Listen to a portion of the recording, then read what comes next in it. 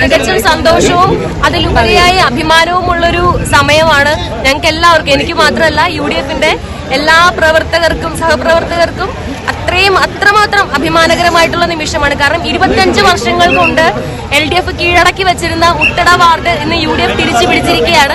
അതിൻ്റെതായിട്ടുള്ള അഭിമാനം, ഇത് ജനാധിപത്യത്തിന്റെ വിജയമാണ്. ഞാൻ അന്ന് തന്നെ പറഞ്ഞിരുന്നു സത്യം ജയിക്കുമെന്നുള്ളത്. അതേപോലെ തന്നെ സത്യം ജയിച്ചു. ജനാധിപത്യമാണ് ഇവിടെ വിജയിച്ചിരിക്കുന്നത്. മുട്ടടയിലെ സാധാരണക്കാരായിട്ടുള്ള ജനങ്ങളുടെ വിജയമാണിത്.